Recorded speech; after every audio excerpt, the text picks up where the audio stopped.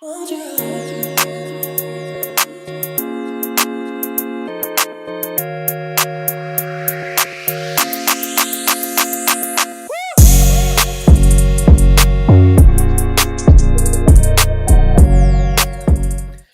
going on, people? Welcome to United View. Welcome to the morning show. Hope you guys are doing well. Happy Thursday, 18th of April. So much going on. It's the lead up to Wembley. I hope you guys weren't up late trolling Arsenal fans and City fans, you shameless bunch. You know what I mean? You should have been in bed early. There was nothing that concerned us yesterday. Our team was not playing. We are way off it. We could potentially finish mid-table. Have some class. Have some decorum about you, Man United fans. Do not laugh at Arsenal, okay, with their non-European heritage and going out of the Champions League to a poor Bayern side, missing some players. And do not laugh at City because they will not, get the double treble or whatever it is they were saying. Do not laugh at City because Erling Haaland and Kevin De Bruyne are asked to come off the field. It doesn't concern us. Do you know that Chelsea can actually get us?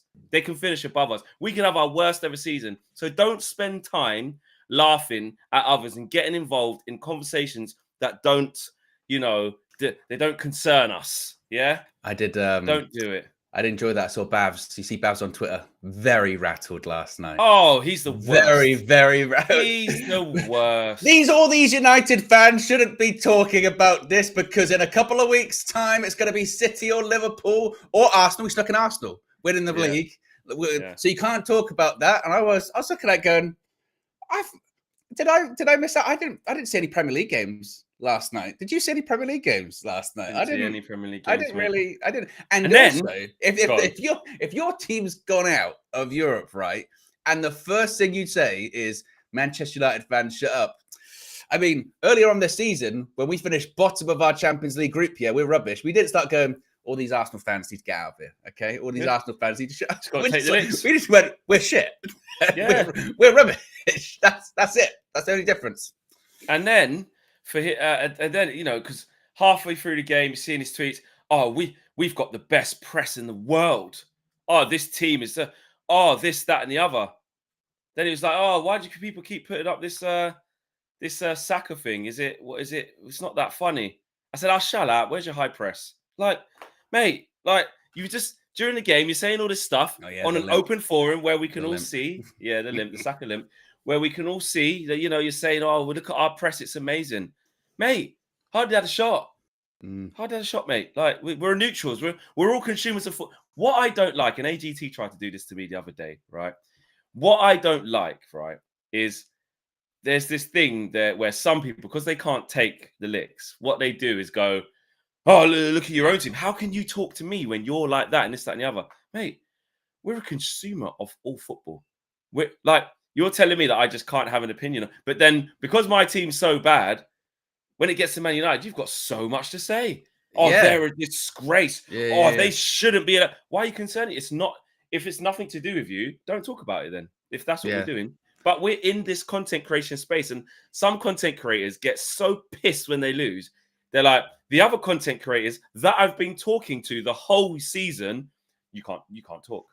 Yeah, it is very weird, isn't it? That whole because we have it all because we're rubbish. We have it all season. We're not very good and all that kind of stuff. And they're always laughing at us, and they will continue to laugh at us. By the way, even if we win at the weekend, they will still laugh at us. Okay, but the narrative of we're allowed to laugh at you, you're not allowed to laugh back is very odd. Isn't that what being a football fan is? Your mates. Exactly. I got mates. Especially with your mates. I don't have mates that are City fans. I don't know any, but I got mates that are Arsenal fans last night. You message them straight away. That's what you do. That's what you do. Sorry, I'll just stop all the banter we've had ever since I've known you for all those years. Yeah. Because you're just not in the mood. No. Joel was getting it. Joel finished. He's getting ruined, mate. Like, that's what it is. With his little microphone. He's saying, little microphone. Wait till I get this dub. Oh, this dub that we're going to get is going to be so sweet. Oh, then he's saying, well, Bayern with a better team. No. Where's your dub?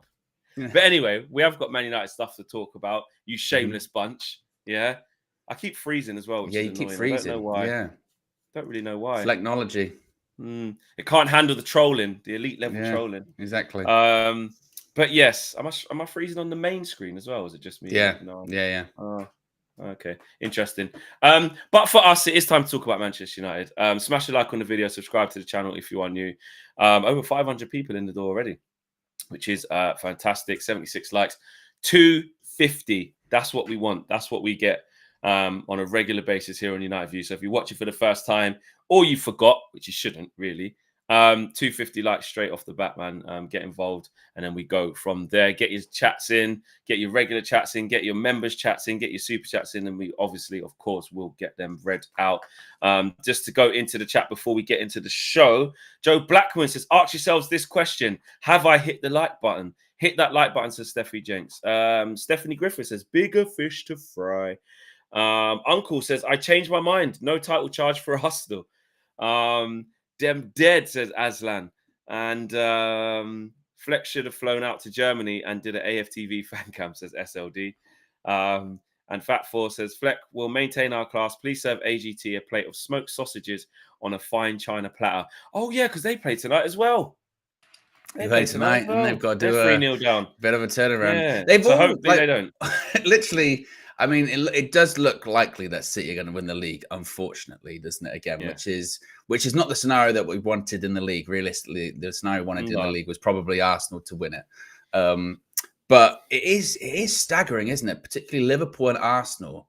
In the space of about 2 weeks, both of them have just completely thrown away what was left of their season.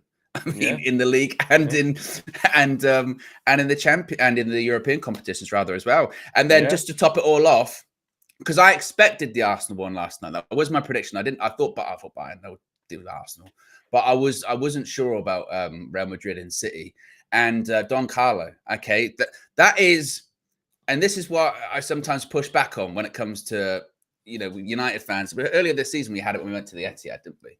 Wow, City dominated us, blah, blah, blah. That's what they do. That's what they do to teams. And the way to beat Manchester City is how Carlo Ancelotti did last night. Got to sit back. Got to be on the counter-attack. And just got to hope. You got to hope. Yeah, you do have to hope as the sirens come flying by. Yeah. You do have to hope. Every time I get into a good point, they cut me off at a natural point, didn't they? Unbelievable. But that's what you got to do. You got to sit back, counter-attack, and then you've got to get a bit of luck. And Bernardo Silva's penalty. Yeah. And look, listen, he's a world-class player, but, sometimes the pressure gets to you, mate, and you do stupid things. It'd be good if Kevin De Bruyne wasn't too tired to take one and could have stayed on the pitch. Could have been better. Yeah. Could have been good if Erling Haaland, the best ever striker to ever grace the Premier League ever, was, good enough or robust enough to see it through to the 120th minute to get your big players to take the pens. But listen, it's what it is. But it must be said. It must be said. And someone said it the other week, and it's so true when they said that being a Manchester United fan for the last 10 years is becoming a Real Madrid fan in April. And it's right. It is so right because we're celebrating and we're overjoyed. But let's be completely honest. We're celebrating and we're overjoyed because we've got away with it again on the European level. City. Yeah. I think we got away with it. Again, I still think City are going to win the league, so they break that record 4 in a row for us. But it's still like, and they can still win the FA Cup. We legitimately were like, that double treble thing. That's a real thing. That could really, really happen. And we celebrate and we get euphoric because it didn't. But it's like, this needs to be addressed. We can't keep doing this. Like for all of those years, we're like, don't worry. City ain't going to win a Champions League. They ain't going to do this. Well, they did. They ain't going to win 4 Premier Leagues in a row. They probably will. And eventually you have to look at yourself, don't you? And go like, you can't just constantly think that everyone else is going to fix it for you. Everyone else is going to, they'll bottle it in the end. Because eventually they won't. Eventually they won't. And eventually they will win it. And it is shameless. And we said it, didn't we, when those quarterfinals started a week ago, that we were like, it's great to watch and you get excited, but you kind of want your own team to be involved in that. Like, when was the last time Manchester United were involved in like a quarterfinal that it was like, we've got a really good chance of winning this? I mean, when we went out to Atletico, that was quarters, wasn't it? A few years ago. Yeah. And that it was like with Ralph, innit? It was just, I don't know. We've got a 1-1, took them back to our place and then just didn't turn up. Exactly. Yeah. And it was like, and particularly the second leg as well. They just completely Atletico Madrid-ed us, didn't they? Old Trafford.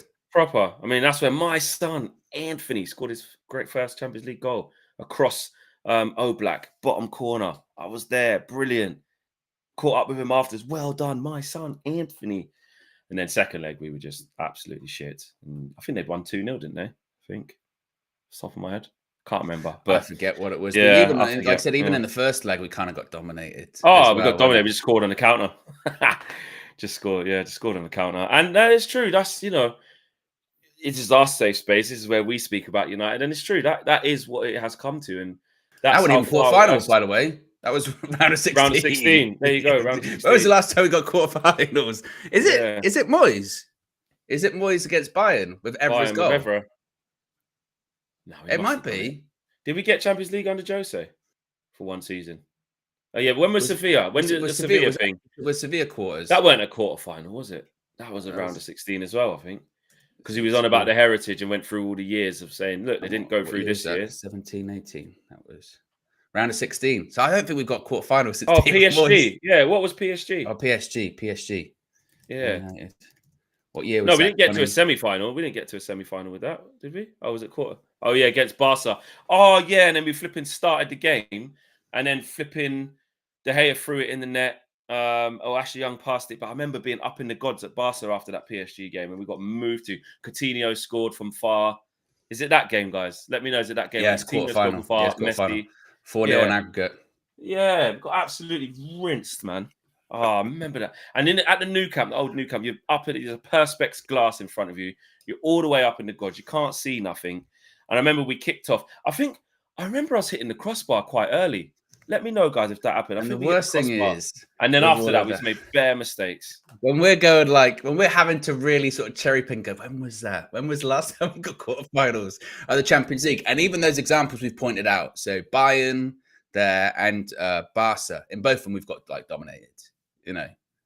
Our level has been at our peak. Our peak level for the last decade has been realistically a sort of round of 16, maybe a win, most of the time elimination. And if you get to the quarterfinals, completely out your depth, completely out of that depth. Because when you get into quarterfinal territory and you're dealing sort of with the sort of, it should be anyway, the sort of best 8 in Europe, we're miles off that. We are. Yeah, way off it. Oh yeah, 3-0. Yeah, this is the one. But that was 5 years ago. Flipping heck, man. Time goes so fast of you being shit, and then you don't realize how long it's been. How bad you've actually been. Yeah, we had the pink kit because we just I remember. That was it. Yeah, Rashford was through. Hit the bar, didn't he? Yeah, should have scored. And then after that, just stupid mistakes. Pen, look at that. Oh, God. Honestly, pen on Rakitic, Smalling. Oh, disallowed. I don't know. We were just terrible. And we should have scored again. Lingard should have scored. I remember that. Oh, look at this shit. Anyway, back to the show in hand, not 5 years ago. Yeah. The point of what Owen was saying, the point of what he was saying is so true. We have spent so long away from competing for good honours, top honours, and we have to get this shame apart. Yeah, just being in the mix. Gone, yeah. You know what I mean? It's gone, and that is indicative of how far the team has fallen. And no excuses today. We've said time to step up. The big players, Rashford, Bruno. It's been a poor season. Now's the time. Now's the time. I mean, the whole season now. Yeah, the whole season's been shit. We know the whole season's been shit. We know the whole season's been terrible, and we're on course very easily to have our worst finish ever. If we don't pick up some points in the next 6 games, and we let Newcastle come above us, we let Chelsea get there, it could be really embarrassing for us. However, from now to the end of the season, the big players got to do something. They've got to step up. They've got to step up. No excuses. Surely. Wow. You say surely. I mean, when it comes to the game at the weekend, it's been weird actually. I've been trying to I haven't really thought that much about it.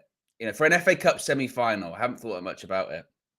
And I do think we'll win, obviously. I do think we'll get into the final. I do, No, and I know when I say it like that, people go, "Oh," but I do think we'll win. And I get, look, it's the FA Cup, anything can happen. That's what the competition is built upon, isn't it?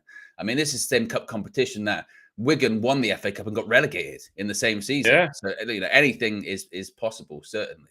But I do think we'll win. My sort of general feeling is going into the game is that we're going to win, but there's going to be a lot of discourse coming out of it. You know what I mean? About performances and about this was Championship Coventry and they had this amount of shots on target. It's going to be one of those ones. But when it comes to the players, this is also, I suppose, maybe the point that maybe KG is bringing up. We have all this conversation about Erik ten Hag and his future, and his future's looking a bit murky, shall we say, at United at the moment. But when it comes to Flex, you're freezing in and out quite a lot, Flex. I'm here. I can see. Yeah. Should I just refresh? I might have to my refresh. screen's Yeah. all right. Let's refresh. But yeah, when it comes to the future of him, the players, they should be fighting for their future as well. They should be fighting for their future. They should be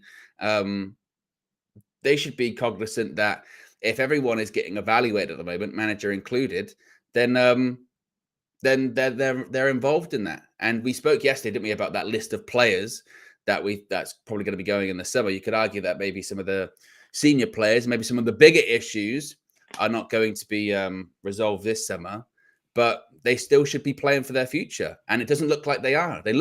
Some of them look like players that are comfortable and know they're definitely going to be there next season, and it doesn't really matter, And that is when you get into the part of football that isn't particularly fair, is it? Because from a manager's point of view, and maybe this is kind of KG's point, is that from a manager's point of view, it is easy to get rid of the manager. And sometimes it is more difficult to get rid of players. And it looks like sometimes some of these players know that. We know that Marcus Rashford is going to be playing next season. Marcus Rashford's not going to go anywhere in the summer. We know Bruno Fernandes is going to be there next season. He's not going to go anywhere. We know that it's whether a manager phases them out, even though they got the contract and they're not going. It's whether a manager has the balls or whether he's allowed to phase them out as well. Because sometimes, and this is kind of the difficulty of being a manager, isn't it? Is that, and I think we've seen this with Rashford this season, certainly, and maybe this goes back to Rashford being a bit of an issue in this regard, is that you have to worry about clicks in the dressing room, don't you? You suddenly stop picking a Rashford. You suddenly take off a Bruno Fernandes, or you suddenly stop playing this certain player. Then the whispers get even louder in the dressing room. Can you say, I can't believe it? But when you change but then that's what I mean about changing the culture of the team and how you actually undo it. There's a few ways you can do it. One, I mean, ironically, we're reading about Bastian Schweinsteiger saying how he got exiled and stuff like that. You can choose to just do that. You can choose to just say to the hierarchy, listen, I've told you this guy's not in my plans. Like, he's out. But with Bastian Schweinsteiger, like we discussed, aging player, should never have got treated like that. I don't think he should ever do that to someone as prestigious as him. But it was easy for Jose to do that. Like you said, with people who rule the roost, like a Bruno or a Rashford, who are big figures at the club, you have to be a bit more acute about how you do that. When you start bringing in other players, like new players, and undoing the clicks, the old school, that makes it less sort of clicky, because they don't have the experience of working with Rashford for the last 2, 3, 4, 5 years, or all of that stuff. So Onana's just come. Mason Mount, fair enough, England squad, know each other, etc., etc. But Rasmus Højlund's only just got here. Kobbie Mainoo's young, but it's going to look up to him. But the new batch, a young batch, it's a bit different. But it's whether the manager sort of isn't scared to phase them out by restricting like less game time, like making it clear. So either they're like the first to get taken off all the time, or they haven't got as much starts as they usually got. Like, there's ways of doing it. And then obviously it depends, like the player, because someone like Rashford with his camp or whatever, let's be honest, if you start restricting his game time and he saw that he wasn't getting as many starts, that would be it. He'd just say, like, those big boy players. Well, that's what I mean. That's what I mean. You have to have someone who's got enough balls to say. Well, it's not even necessarily. It's not necessarily the balls of the manager, I think, as well. It's about knowing that you can do that and you're not going to be in trouble. Because sometimes that's part of it. Some managers will do that, like towards the end. Jose did it towards the end of his tenure at United. He used to start going, I'm just going to pick people I like now. Like, I don't care. I know I'm out the door. I'll pick. I don't have to care about the possible ramifications of it. If you're looking to be in the job in the long term, you're like, I really want to drop this guy. I can't play this guy, but I've got, let's say, external forces. And that doesn't mean people above. That sometimes just mean people, other players of like, I can't, for the betterment. I'm manager of the team, but I'm also managing the dressing room as well. I can't do that. But if you know you've got 100% total support from those above you, as in, I can set the rules, I can do what I want, and the players just going to have to deal with it and get used to it, then it makes those decisions a lot easier. And it makes those decisions a lot, I don't have to worry about it. Oh, you're pissed off. Okay, we'll get rid of you. That's what it used to be. That's what it used to be like in Sir. It's what it's like at City under Pep. It's what it's like under Klopp. If they decide they don't want you, it doesn't matter who you're friends with. It doesn't matter who, how strong your PR is. They'll just let you go. It's not an issue. Gone. But this is what INEOS needs to get really good at. Exactly. Or and that's the problem at the moment with, you could say, with Ten Hag, isn't it? Is that clearly at the moment it doesn't feel like, anyway, because we don't know, because it's very ambiguous. We don't know what that level of support is from INEOS, that total backing. If INEOS came out tomorrow and said, Erik Ten Hag's our guy, he's going to be the manager next season, then Eric, it'll be a lot easier for him to make those decisions. Oh, fuck it, I'm not playing Rashford. Yeah, he's in the middle. Yeah, he's in the middle. But also Ten Hag, like I said, he's taken on big personalities and won. Or some people could say, look at the position he's in now. So he hasn't won. Ronaldo stands and Sancho stands will say, well, no, look, this guy falls out of everyone. He can't manage big play. I've spoken to some people, ex-pros, who they don't support Man United. They're just talking to me on a professional level of like being in the game. And it's very interesting, like some of the conversations I have with them. And they do. My instant thing is no, because we have to, we have to have standards. Like the Ronaldo thing, he was petulant, so and then he did the Piers Morgan thing. He had to go. Like the Piers Morgan thing was where he had to go. But then some people push back and say Ronaldo can still score you goals. Like you have to find a way with him. Yes, he couldn't run and stuff like that. Like but in his first season, look how many goals he scored, and he'll still score you goals. He's one of the best goal scorers of all time. Make it work. Like. You can't tell me Martial's better than him. Weghorst ain't better than him. Rashford's not better than him up front, even still now. Like, no one's better than him up front out of a lot of these players. So some people like say, oh, you fell out with him. And I would push back and say the reasons why. And, but, you've got to kick it on. I respect him for that. It shows that, it's no different to Arteta going into, like Arsenal, getting rid of the big players at the top, want to do my thing. I can't work. Ronaldo's telling everyone what to do. There's no longevity in this. We just shouldn't have got him. Right. Then it's like, okay, the Sancho thing. He's fallen out of him, this has happened. And, and what some of the ex-pros were saying to me was like, you don't realize, like, in a dressing room when other players, even like, take their ability out of it, because our thing as fans is like, you're shit anyway. Like, these players keep getting away with it. But players aren't going to buy in to someone who they look at the personality and think, it's not fair, or he's treating this person like that and this person like that. And I've been like, listen, standards. I want the culture ripped up and started again. You have to build it. And to do that, there's collateral. There's players who are going to be whinging. There's players who will be whining. Yes, F off. Get out. Like, get the new batch of players in who are going to buy into this thing. And in that mixture of that process, that's where the patient people are like, this bit is going to hurt. This bit's hard. Like, he's got players that he doesn't want there that he tried to sell last year. That is true. Maguire, McTominay, they should have been there. But he still had to rely on these guys to do jobs that he doesn't really want them doing. And then, you know what I mean? That's what I'm saying. That's why I'm saying that's where INEOS come into it, because I think for a manager to overcome that, and I do think sometimes we as fans, we don't like to hear about, like I said, cliques or relationships or friends or what have you. It does play a part in it. Like you said, if you perceive someone that you like as being mistreated, let's say the Jadon Sancho situation, there will be some, absolutely, there are some in the fan base, but there will be some that play for Manchester United at the moment that think that he was harshly treated or Sancho was in the right there. And then that creates these fractures. And I think the only way for a manager to kind of iron that out and get rid of that is if they know, well, there's nothing, it doesn't really matter how I feel because he's got total support. He's going to be here longer than me.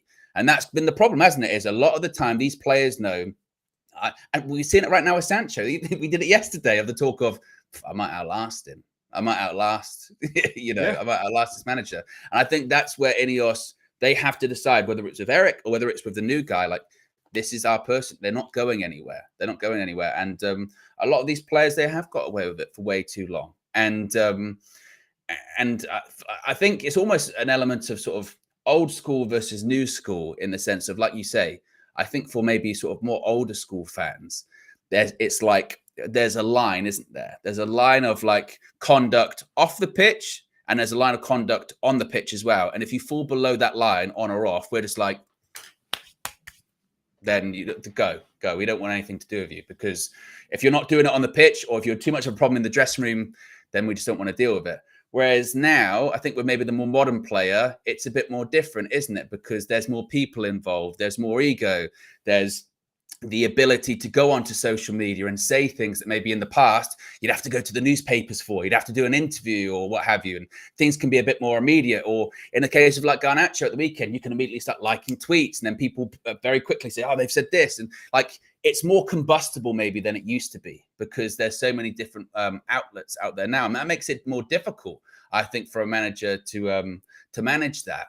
But I think it all starts from above, doesn't it? It all starts from the people that put the manager in place. If he has total, complete backing, then it makes those not difficult, because you can argue it's not difficult to drop an underperforming player. But what sometimes is difficult is to drop an underperforming player that's got so much, what's the best way to describe it? So much support from other areas of the club, or other interests. Like I said, like a Rashford. It is a difficult decision. As much as we as fans boil it down to just, it's football. It's just a football decision. Sometimes it's not. And that's the problem with Man United, is sometimes it's in the past, it's been difficult for managers to make just football decisions, because they can't, because there are so many other outside interests, and because player power is so strong, and they do get kind of caught up, and they're no longer, as I said, then just managing the football team and getting results out of the team. They're then managing like agents, or they're managing factions, and that's ultimately the problem, isn't it? At United is we talk about tactics of Erik ten Hag. I'm sure he'd love just to be focusing on tactics, but he can't, because, and again, that's when it goes to INEOS. You need to make a call, okay? You need to make a call, whether it's with Eric or whether it's with someone else. Just like that, there has to be a line drawn in the sand with that, of like, no, this ends now. If you step out of line, you're gone. And we don't care if you're friends with them. We don't care if you think the manager or the head coach in the future, I suppose, is wrong. You're gone. Like, that's it. There's a staleness about it as well, because it's like you have to move on from these sort of big, I don't want to say iconic players, because iconic means like they've done like big things at your club. I mean like the mainstays, like the name brand players. Yeah. So until you start moving those on and then freshen up this new look Man United, and this isn't just the homing on Rashford to say get out of my club. This isn't that. I'm talking about it collectively.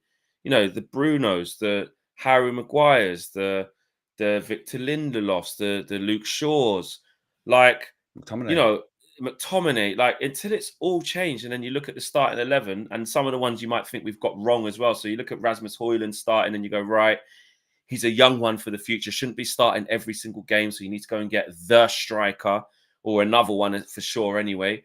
You look at the right-hand side, we have to work out what's going on there, because if Rashford did moved out, you know, Garnacho then locks down the left-hand side, but then you also need another left winger with Garnacho to compete with, who is better than or equal to him, you know, because I'm not saying like get rid of Rashford and Bruno and, you know, those players that I just mentioned, and then these young players, that's it, they're just the main ones, that's it. Like, no, like bring in like really good quality, this I'm saying, and, you know, on the left hand side we have Garnacho et al. On the right side, you know, the Anthony thing, let's be honest, he's just probably he's never going to live up to the 80 million, but it's just not it, is it? It's not it. The Ahmad thing, make your mind up. Are you going to give this kid the real progression into this first team so he can be the guy? Or are you just going to keep loaning him and using him in bit parts games and asking him to come on and change things in 15 minutes? Make your mind up. Poor kid. Sell him if not. Let him go and have his career. Like, I would love Ahmad to stay and get games, and let's see what he's like with a full season as a, like, in our team as like someone who is can like legitly start games. Or legitly be first to come on and stuff. But if that's not going to happen, then let the kid go. Like, we need to move on from it. Whatever. Midfield, Casemiro, Eriksen, McTominay, Amrabat. Obviously, that's 4 all gone. That only leaves Scott and Bruno. Sorry, that leaves Mainu and Bruno, isn't it? Is that what the midfielders we got? Yeah. And Mount. Oh, so there you go. Keep forgetting about him because the whole season. So Mount, what's the decision there? But you move. Well, he's got to stay, but you move on the Brunos, you move on Ericsson, you move on Casemiro, you move on Scott. Then you've got Mainu and Mount. Then you build from there. Get really good quality play, and so it looks completely different. This team has to look completely different for us to get anywhere. And I've said it so many, and that's the true meaning of when I say rip it up and start again. Obviously, isn't next season, get all of those players out and the manager and bring all new ones in next season. Yeah. In the one window, Flex, in the summer transfer window. Just that one window, it's all going to happen. You know what I mean? Absolutely not. But start making the big decisions.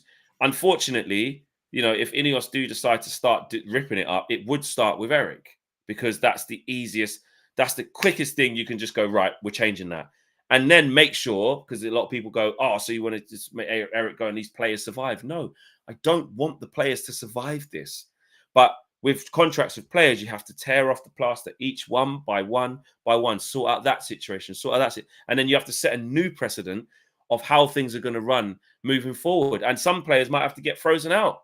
Some, next year, Marcus Rashford might have to be, restricted to 15 starts. Bruno might have to be the most sub player, or he starts coming off every minute in the 70th minute, and he's like, "Fuck, I'm not the main guy anymore." That's how sometimes you undo things without causing the big situations. Or sometimes, guess what? The big situation just has to happen. We've seen people do it before. Arteta went to the captain of Arsenal. I know it was a conduct thing, but also, let's be honest, it was a him trying to establish himself thing. No, I don't want that. Lacazette, no. Ozil, no. What's his face? Even with Pep, when he goes into to City, he goes to an experienced guy like Joe Hart, just goes, "No, don't want you." Yeah, that's it. No, and it's thanks. Okay. That's like yeah. I was thinking this yesterday. I was stuff with Joe Hart. Yeah. I was thinking this yesterday. I was out for a walk, and I was thinking about Eric Ten Hag, and I was thinking about his future and the players and all this kind of stuff. And I thought to myself, I wonder, obviously would never say it to the media, but I wonder what he thinks. If Eric Ten Hag was to, let's say Eric Ten Hag keeps his job this season and he's into next season, I think in his heart of hearts, Eric Ten Hag would be like, that was a bit close. It got a bit closer. Oh, you know what I mean? 100%. I think those that would say, "Oh no, he would go, it was touch and go," like because it is, and because ultimately, and this is kind of the screwed up thing of football, right? And I'm not saying that this is right or this is what I believe in, but this is the reality of it. Football is a results-based industry, and unfortunately, sometimes it can be the players that get you shitty results, and it can be the players that cause you to lose your job. But unfortunately, that is football. And it's what you sign up for. And I think that if Eric Ten Hag managed, let's say, like worst case scenario, we had our worst Premier League season ever. We finished 8th or lower, and he kept his job. He would know. He would absolutely know.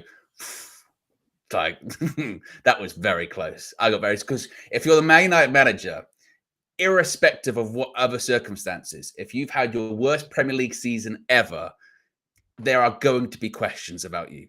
Inevitable, there are going to be questions about you. Same with the players as well. If you are in a squad that is technically the worst Manchester United squad in Premier League history, like statistically, you are going to struggle to keep your job. There is going to be a mass exodus, and there is going to be scrutiny on you.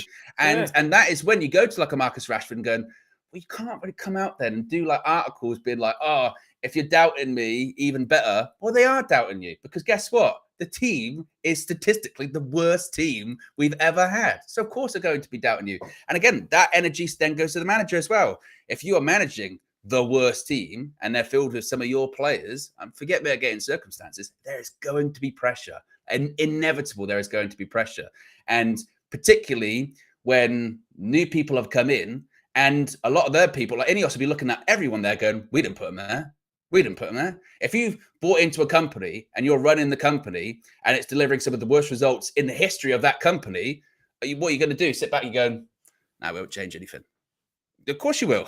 And they've already started. Like they've already will. So whether I suppose my point is with all of that, whether you like it or not, what regardless of whose side you're on, really, whether you think, back Erik ten Hag, keep him, whether you're like, no, he needs to go, he's rubbish, the players are better than this. The reality is, like you said, a lot of people are going to be going. And as long as results continue to be poor, even more will go. If results improve a little bit and we win the FA Cup, maybe let's go immediately. Yeah. But the longer it gets worse, more are going to go. Listen, in Sir Jim's interviews that he's been doing, of course, people say it's lip service and don't have this blind faith in INEOS and stuff, but you can clearly see that, he gets it. Like, he knows what needs to change at the club. That and even away from the words, with the actions of who they're trying to bring in, you can clearly see what they can see what's wrong. Like, you don't get those types of people in all at once if you think everything's fine, and if everything's going to stay as it was. I keep saying the Avengers Assemble thing, but it's like getting these characters in, these people who are good at their jobs, and we keep hearing best in class and stuff like that, or definitely up there as that anyway. The thought process of what you want to achieve is right there for us to see. Like, so when people, this is why I do have this. It's not blind faith. I'm looking at the actions that they're taking and who we're going to end up with, because we will get these guys. We're going to get Dan Ashworth. We're going to get Jason Wilcox. We've already got Omar Bright. Like, that's a whole new era of football department. Like, a whole INEOS, Jean-Claude Blanc, Sir Dave Brailsford. It was also a whole new set of decision makers with a whole new set of ideas. So Manchester United, as we know it, well, their intentions anyway, is Manchester United as we know it to be run in the last 17 years since the Glazers have been here, but in particular since Sir Alex has left. That should be gone. That should be gone in terms of it. Doesn't mean it's going to be an instant success, but that's what they're trying to. Yeah, no, I'm not saying that. I think the best way to put it is we don't know that they're going to be good. I mean, by the people that are getting in, you would hope so, because they've got a good track record. But one thing is for definite, you can't say whether they're going to be good or bad, but you can say there's going to be change, because there already has been. And that's the thing of what I'm sort of not budging on, of like people saying, "Oh, you keep thinking it," because it is changing. It's already different. Like, with these people that are there or coming in, that's already, we've not done that. We've kicked out John Murtough. And when people hear the word change, kicked out Richard Arnold. When they hear change, I think people associate it with, oh, change is always good. Change isn't always good. Like, it might be bad, but by the definition of change, things are changing. But they're changing. Factually, they're changing. Yeah, I can see it. Like, Dan Ashworth wasn't here before. Now he's going to be here. That's a change. Richard Arnold was here. Now he's not. John Murtough was here. Sacked on the spot. Laters. Like, there's so many people that are leaving. So that is a fundamental change that we can see with our eyes. That is factual. And then, of course, it comes to patience. And that is where people like KG are right, and Marcel about trust the process and stuff. With the INEOS thing, we really do have to trust the process. Now, again, just like a manager, with anything, there has to be some buyback here. If we don't see a change in transfer strategy, if we don't see players leaving, if we don't see us sort of being quite smart in the market and being aggressive and doing things the right way, we are entitled, after a window or two, to be like, you said you was going to, this is the same. You've just given Bruno a new deal. What's the big money? Or you've just signed this 30-year-old for 4 or 5 years for 50. I thought we weren't doing that anymore. Absolutely, we're entitled to do that. And of course, they'll be judged.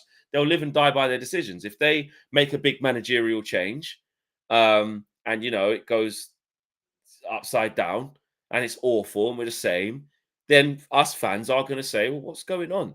But we do need to be aware of the sort of 3 to 5 year plan of just how long it takes to undo this mess, which is why the same people say about Erik, how do you expect him to change even all this shit in just 2 years? He's had one good season, so we always happy, so we put that side. So really, he's had one bad year in the melee of trying to undo all this crap. Like, give him more time. So, as well, when you're saying about the process, and maybe this is where people get in the argument too, is you've almost got like two processes going on, and they're at different points, aren't they? So, like, you've got the INEOS process, which has just started, but then you got the Ten Hag process, which is like 18 months in, but it was a process that was started by the people that are no longer here. So he has to start again. So that's when people go, right, well, at the end of this season, I suppose we do enter into a new era, if you will, and like those things kind of they have to eventually line up, don't they? They have to eventually run parallel to each other, and it's just a case of whether INEOS decide, all right, we're just not going to really think about what happened in the past. Eric, you're now in our process. We're completely aligned, or they decide to go, all right, let's end that because that wasn't started by us, and let's bring someone else in. They're totally aligned. And then when we say trust the process, we're trusting the INEOS process because there's kind of this like, again, sort of weird middle ground at the moment where it's like there aren't. When Marcel goes trust the process, you would go, well, which process? Like, am I trusting the Eric Ten Hag process? Am I trusting the INEOS process? Like, where are they going? Because it feels like there are two at the moment, but they're not totally lined up in the way that they should be. And that's going back to earlier on. That's on INEOS to line them up. That's on INEOS to line them up and be like, okay, we line them up by either cutting off what Eric's done and then saying, right, you start from here today, fresh now, or they line it up by saying we're just going to get rid of that and sorry, it's a new. We're going in a different direction. We shall see. We shall see. I'm gonna have to wait and see for that. Where are we at? There's a couple of super chats to read out. A few super chats to read out. Tabra says, there was one before that. I thought, oh no. Where will you be for fan cams on Sunday, Flex? I don't know yet. I need to see what Wembley. Well, yeah, Wembley, yes. Wembley. I don't know what because Tabres did say this to me before, actually. Right, just checking a few messages. I just need to see what block I'm going to be in or where it's closest. I'll have to let it ask me on. I'll let you know. I'll have to let you guys know on the show before that. Maybe I'll let you know in the preview once I know. Next sort of 2024. Next couple of days, I should know. Next day or two. So keep locked for that. If you are going to the game, obviously we will be there. Maybe at the front of Wembley Way, by the ramp that goes up the stairs. If not, then outside, obviously, our end, but I don't know where that'll be yet. So, yeah, stay tuned for that. Catch the Deal says, Flex, sometimes I laugh at us. Time to set up. No excuse all season. Yeah. And Tabra says, as Nas said, Sabali, we have to be patient. Yeah, we do have to be patient. We do. And Shahil says, Flex, what makes you so confident? Because I am not. I just look at Sir Jim's past record and was hated at his French club. Big up everyone on UV. Yeah, look, I'm not basing it off the Nice thing. You know, maybe that's a situation where you look at it and say it hasn't really, haven't pulled up trees. It's not like Nice have been amazing. They started off well this year. I wouldn't say you're confident either.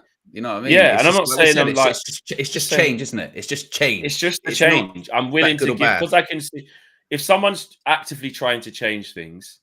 Like for the better, which they are by bringing in Dan Ashworth, Jason Wilcox, Omar Barada, a whole new set of people. I already feel like, well, I'm going to give you a chance. Like I'm going to give you a chance. Like, I'm going to give you a clean slate, and it's not like you're just coming here and doing the Nice thing of saying we just run this, we run that. No, you've come here and got people who know the game really well here. In Omar Barada, Jason Wilcox, and Dan Ashworth, and there's going to be others. So that's probably why. I'm sort of just, like I said, Owen said, it's not so much confidence that they're going to. I'm just confident INEOS are going to turn this around. I can't wait for them to get in. They're going to bring us back. It's not that. It's more they're making tangible change that I can get behind as a United fan because they have taken the football operations off of the Glazers. Yes, we wanted a full buyout, full sale. The Glazers are the Glazers. We know that. But, at least we've got somebody who, seems to be a Man United fan, cares about the club, and looks like he's going to start making some good decisions. And hopefully they work. We don't know if they're going to work. And wants to win. Because that's what. Because again, that's what it's all about, isn't it? That's what it's all about. Was an interesting. Go on. Well, I'm just going to say, people that he's bringing in are associated, certainly in the case of Omar Barada, certainly associated with winning. Barcelona, Man City over the last 15 years, can't get more winning than those two, can you? Strong word from Gary Neville.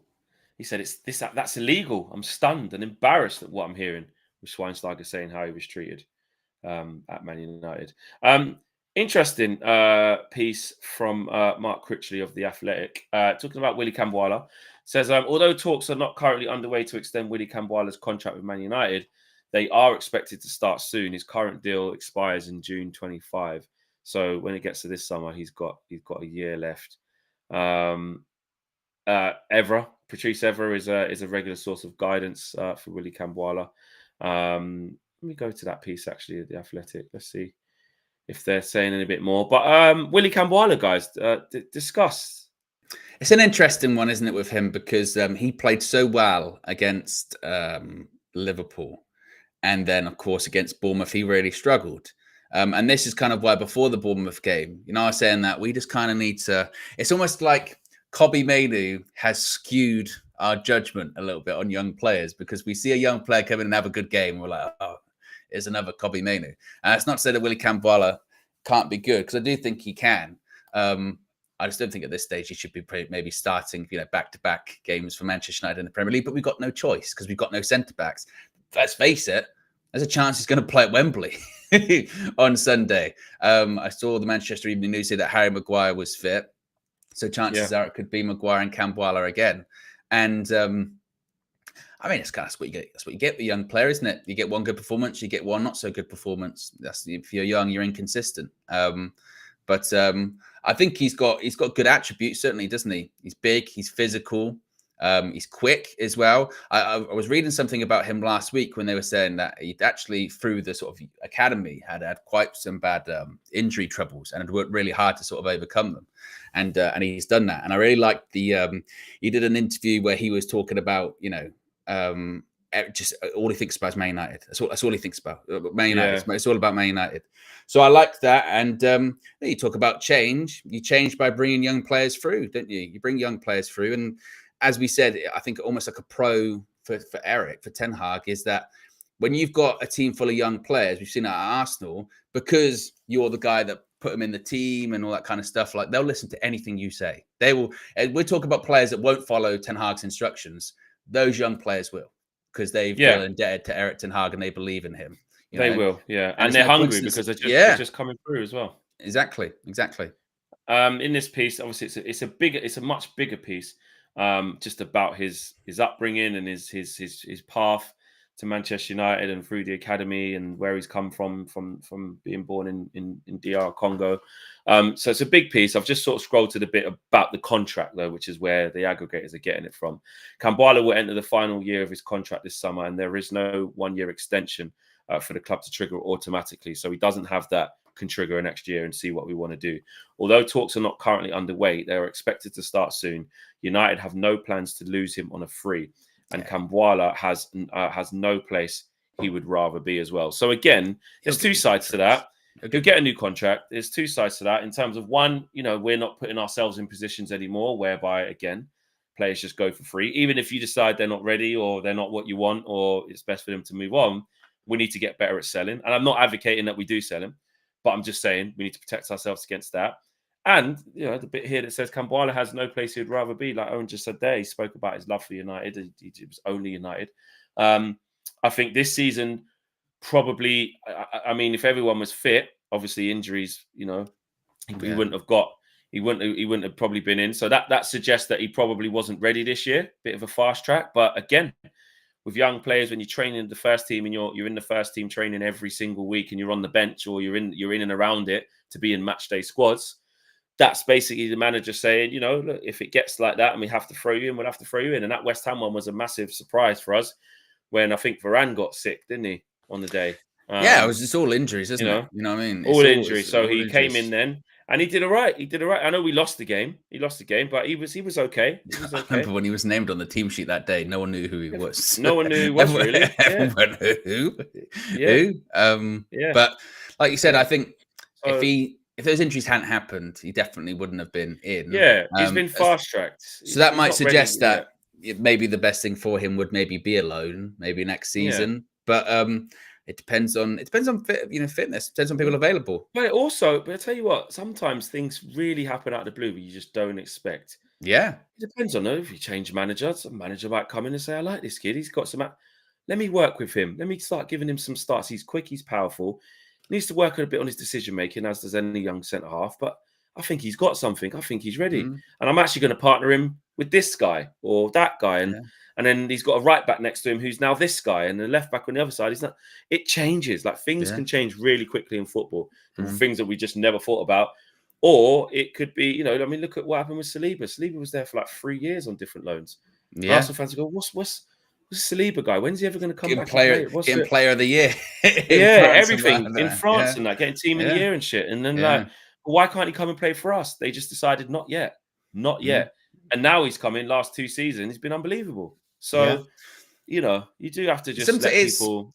It can be circumstance, can't it? It can be. Look at Rashford. Rashford's a great example of someone whose career kick-started because of absence, and it might be the same way. As much as Kambwala didn't play, or he struggled rather, but so did everyone else. In fairness, against Bournemouth, he might play every game between now and the end of the season. He might be great. We might be like, actually, about those centre backs we're looking for in the summer. Maybe we have to get one less. So, as you point out, a lot can change very quickly in football. Exactly. Diva says, Fleck, you cry about people moaning, but are the biggest moaner in UV, a bigger flip-flop than KG, especially with the manager. What you say about this charges? Am I the biggest moaner? Probably up there, aren't I?